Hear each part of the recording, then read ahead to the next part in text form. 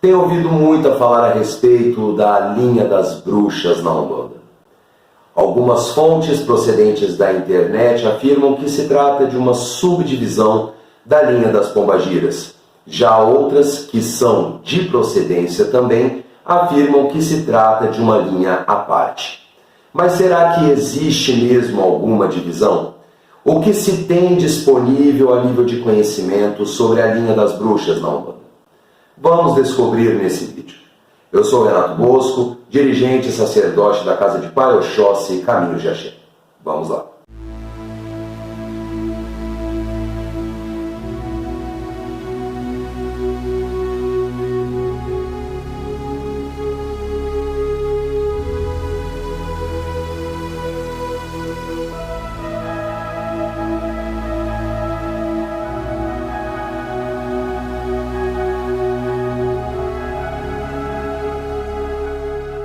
Olá meu irmão, olá minha irmã, sejam todos muito bem-vindos e que a luz de Oxalá abençoe vocês. Antes de começarmos, já deixem o like no início do vídeo, inscrevam-se no canal e ativem o sininho de notificação para serem sempre atualizados quando houver um vídeo novo. Os nossos vídeos saem sempre às terças e às quintas-feiras, entre 8 e 10 horas da noite. Estamos com a nossa meta rumo aos 5.000 inscritos, estamos indo muito bem, então espero poder continuar contando com o apoio de todos os irmãos e irmãs para que esse projeto de conhecimento, esse projeto de fé e axé possa chegar ao máximo de pessoas possíveis. A primeira coisa que devemos ter em mente quando nós falamos de linha das bruxas é que está correto dizer que se trata de uma subdivisão da linha das pombagiras e também dizer que ela se trata de uma linha à parte. Haja vista que, como é comumente falado, e é um dos poucos adágios que é de senso comum das diversas doutrinas de umbandas espalhadas por aí, cada casa é um caso e cada casa mexe a sua panela de uma forma diferente. Porque quando tratamos a linha das bruxas como uma subdivisão da falange das pombagiras, da linha das pombagiras, nós estamos falando de empoderamento feminino, empoderamento esse que foi reprimido, que foi suprimido pela sociedade patriarcal, e desta forma a sociedade patriarcal colocava mulheres pagãs, ou seja, aquelas que não seguiam a fé cristã católica e se negavam à conversão, para serem condenadas como bruxas, feiticeiras, dentre outras blasfêmias e heresias que eram acordados nos concílios das igrejas cristãs católicas. Desta forma, tendo conhecimento de que pombagiras são espíritos de mulheres que sofriam com o abuso, sofriam com a misoginia, sofriam com a intolerância por parte dessa sociedade patriarcal, então nessa linha de trabalho nós encontramos espíritos de mulheres que foram de prostitutas a rainhas, que foram de trabalhadoras até mesmo feiticeiras. E essas pessoas, essas almas que tiveram uma roupagem fluídica feminina em vidas anteriores, carregam um senso comum do porquê se coloca a linha das bruxas junto com pombagiras. Por isso, assista até o final do vídeo para que você possa saber sobre esse senso comum e o porquê é tão correto dizer que se trata de uma subfalange, uma subdivisão na verdade, como também pode se abordar como uma linha à parte. Sendo dessa forma, nas diversas giras de pombagira que nós vemos por aí, nós encontramos pombagiras que se identificam em suas nomenclaturas simbólicas das mais diversas formas, além daquelas tradicionais. Nós podemos citar, por exemplo, a pombagira bruxa de Évora, nós podemos citar a cigana feiticeira, nós podemos citar diversas outras nomenclaturas simbólicas menos conhecidas no meio da Umbanda, que carregam esse viés de feitiço, esse viés de bruxaria, porque para cada casa a espiritualidade superior tem uma forma de poder abordar as linhas de trabalho como um todo, tanto a linha de pombagiras e bruxas em uníssono, tanto quanto a linha das bruxas e pombagiras em separado. Porque cada casa faz o trabalho de tal forma que viabilize a compreensão e também o auxílio aos consulentes e aos médiuns em desenvolvimento.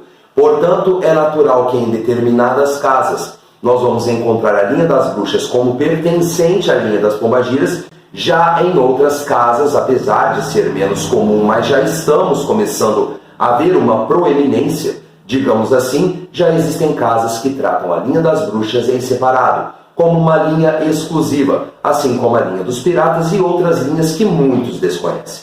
Correto também está o trabalho da linha das bruxas em separado.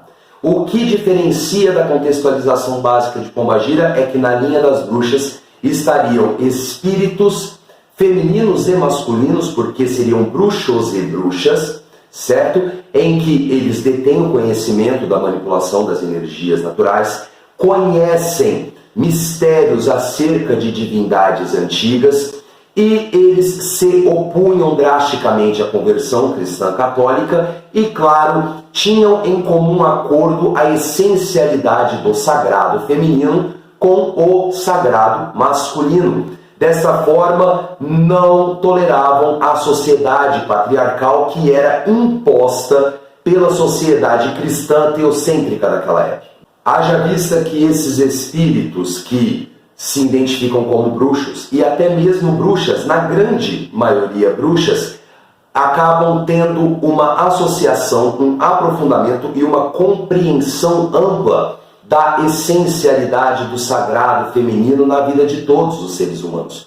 Por isso mesmo que quem sabe a essência do sagrado feminino, caso você não saiba e queira um vídeo sobre isso, que é muito importante, deixe nos comentários que posteriormente traremos um vídeo falando a respeito disso. O sagrado feminino, para quem o compreende na sua totalidade, para quem compreende a sua essencialidade na vida encarnada, não vai aceitar a sociedade patriarcal. E a sociedade cristã do século XII já era uma sociedade com fortes, viciosas raízes patriarcais. Ora, tem-se a identificação de Deus como um ente masculino, o Deus. Tem-se a identificação messiânica, a identificação do Messias, aquele que cumpre a palavra do Pai, ou seja, a manifestação do Espírito Santo, na figura de um homem, no caso, Jesus Cristo. E foram essas associações que durante todo o processo da escrita bíblica foi se substituindo o matriarcalismo, que é o sagrado feminino. Era quando as sociedades giravam em torno da matriarca, pois ela era a geradora da vida, e substituíram pelo patriarcado, colocando Deus como um ente masculino em vias de fato e o seu filho como um ente masculino, colocando desta forma uma importância do homem sobre a mulher e desta forma também colocando a mulher como posse dos homens. E os homens tinham total autonomia naquela época de reivindicarem justiça, porque suas mulheres, ou então as mulheres com quem se casavam, se relacionavam, escravizavam, não cumpriam aquilo que a justiça católica, a justiça divina, determinava que elas cumprissem. Em falar no século XII, no ano de 1184, seria instaurada a Santa Inquisição, aonde teriam os tribunais do Santo Ofício. A Santa Inquisição era formada por correntes católicas que vinham dos tribunais católicos, haja vista que naquela época era-se uma sociedade teocêntrica, onde a igreja detinha mais autoridade do que os reis. Então, desta forma, eles tinham a autonomia de poder fazer um movimento, e esse movimento impunha a conversão cristão-católica para aqueles que eram considerados pagãos, aqueles que não foram ungidos pelo batismo, que não foram enchidos do Espírito Santo de diversas formas, sobretudo a forma ostensiva. Vale a ressalva de que a Santa Inquisição, com a compreensão que nós temos hoje, ela é um movimento religioso-político, mais político do que religioso, que veio como fruto de misoginia, de preconceitos, de machismo puro, entre outras coisas tão degradantes que nós abominamos hoje nos dias atuais. E dessa forma, a Inquisição durou do século XII ao século XVIII, fazendo quase 600 anos de puro terror para aqueles que tinham a sua própria fé, que tinham a sua própria ritualística, a sua própria tradição. E nesse longo processo, nesses 6 séculos de permanência dos diversos tribunais de Santo Ofício, das diversas jornadas rumo à imposição da fé católica, milhares e milhares de pessoas, sobretudo mulheres, morreram na mão das autoridades cristão-católicas.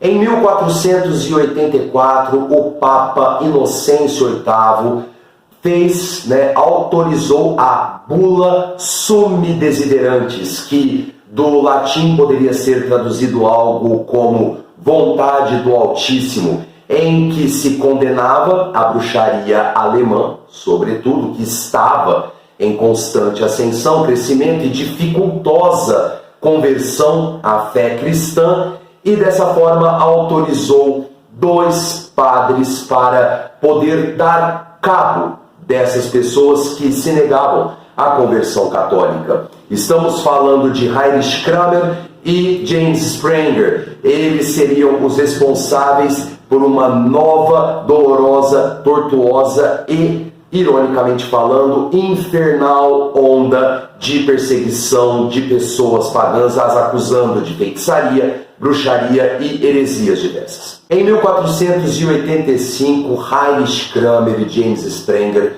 sobretudo Heinrich Kramer, padre, teólogo, fanático, misógino, teria escrito o tratado máximo de perseguição contra aqueles que eram condenados por bruxaria, feitiçaria e demais sortilégios, demais blasfêmias e comportamentos desviantes que eram impostos pela Igreja Católica, que seria um livro que viria a se chamar Maleus Maleficarum Malefica Erum Heresium Potentissima Conterens. Seria este o livro que teria formas de identificar aqueles que eram acusados por bruxaria, que eram acusados por feitiçaria e davam formas supostamente sacras de poder condenar e julgar as pessoas por esses atos supostamente hereges. Em 600 anos aproximados de Inquisição,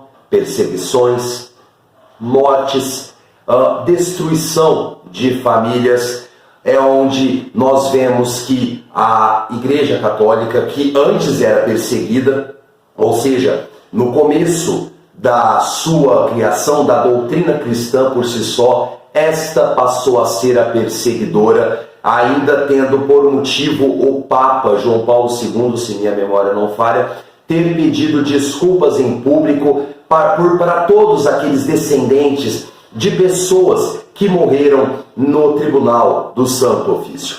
E daí seria a composta linha das bruxas, mulheres que sofreram os pesares, os terrores da Inquisição, que tiveram o seu sagrado feminino violado, reprimido, suprimido, praticamente extirpado delas, as impondo a condição machista, misógina, de uma sociedade que achava que o homem era o mais próximo de Deus e que mulher era apenas a sua cria.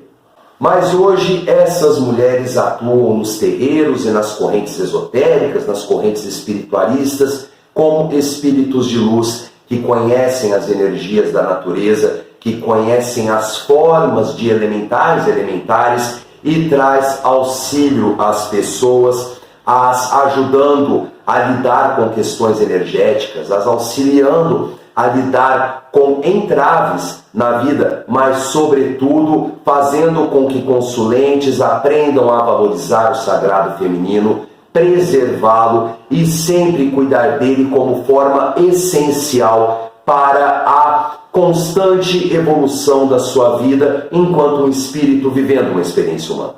Portanto, nesta linha nós encontramos espíritos de diversas nomenclaturas, espíritos que se identificam de diversas formas espíritos que têm diversas formas de poderem se manifestar, pois na linha das bruxas não estão somente aquelas mulheres que foram perseguidas na Inquisição, mas em toda forma de perseguição e intolerância que tivemos no decorrer da história. Digamos que a Inquisição foi o ápice do terror da perseguição dessas mulheres que eram condenadas bruxas. Mas a punição para a bruxaria, para o ato da feitiçaria, é algo que antecede a própria Inquisição. Nós podemos citar nomes de mulheres que foram condenadas em suas respectivas épocas pela prática de bruxaria.